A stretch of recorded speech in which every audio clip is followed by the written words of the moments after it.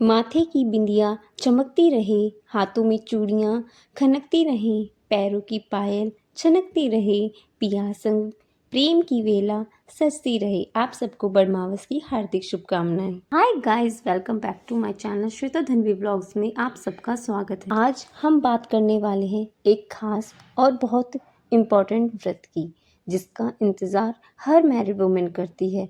वट सावित्री व्रत। ये व्रत एक व्रत ही नहीं, एक प्रेम, विश्वास और बलिदान की कहानी है। इंडियन रिचुअल्स में हर फेस्टिवल, फास्ट की अपनी ही इम्पोर्टेंस है।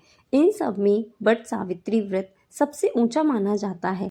आज के दिन सभी मैरिड वुमेन अपने पति की लॉन्ग लाइफ, हेल्थ और अपनी मैरिड लाइफ के लिए ये व्रत रखती हैं।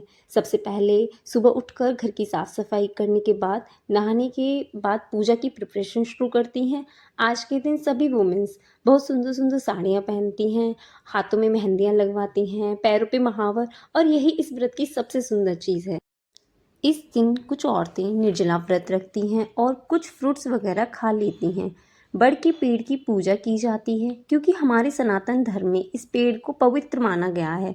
इस पेड़ को हम लॉन्ग लाइफ और स्टेबिलिटी का प्रतीक मानते हैं। कुछ औरतें बड़ों के कहने पर इस व्रत को रख तो लेती हैं, लेकिन वे इसका महत्व नहीं जानती। चलिए मैं आपको इसके पीछे की कहानी सुनाती हूँ। सावित्री नाम की एक राजकुमारी थी। वो बहुत सुंदर और इंटेलिजेंट थी। धीरे धीरे समय बीता और वो बड़ी हुई। जब समय आया शादी का, तो सावित्री ने अपने पति का चुनाव खुद किया, जिसका नाम था सत्यवान। सत्यवान बड़े ही विद्वान और धर्मात्मा थे, पर एक ऋषि ने कहा था कि सत्यवान की आयु कम है, शादी के 1 साल बाद ही सत्यवान की मृत्यु हो जाएगी। ये सब सुनकर भी सावित्री ने अपना फैसला नहीं बदला। सावित्री ने कहा, जिसे मैंने अपने पति के रूप में चुना है, वो ही मेरा जीवन भर साथ निभाएगा।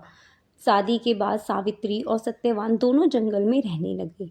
फिर वो दिन आया जब सत्यवान की उम्र पूरी हो चुकी थी। सावित्री अपने पति के साथ कठोर व्रत रखती थी।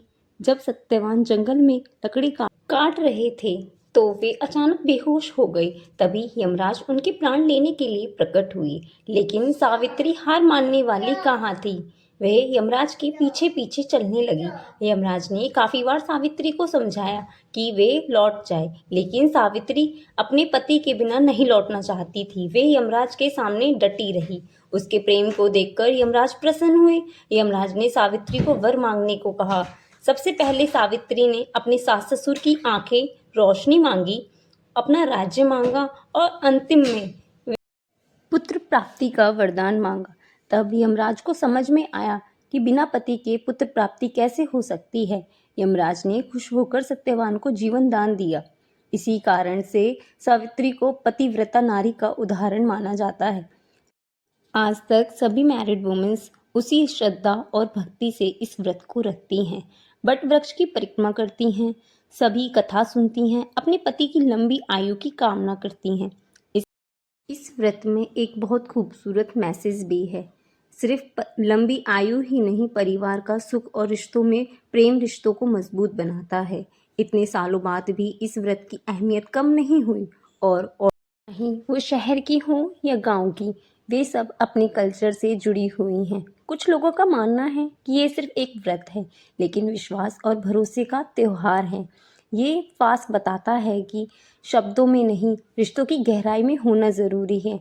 आप भी इस व्रत को रख सकती हैं। कथा सुनिए और बड़ों का आशीर्वाद लीजिए, जिससे आपकी लाइफ में भी बहुत सारी हैप्पीनेस आए। और हाँ, आप व्रत नहीं रखती तो भी आप इस रिश्तों की, अपने रिश्तों की कद्र कीजिए, समय दीजिए, जिससे रिश्ते और मजबूत हों।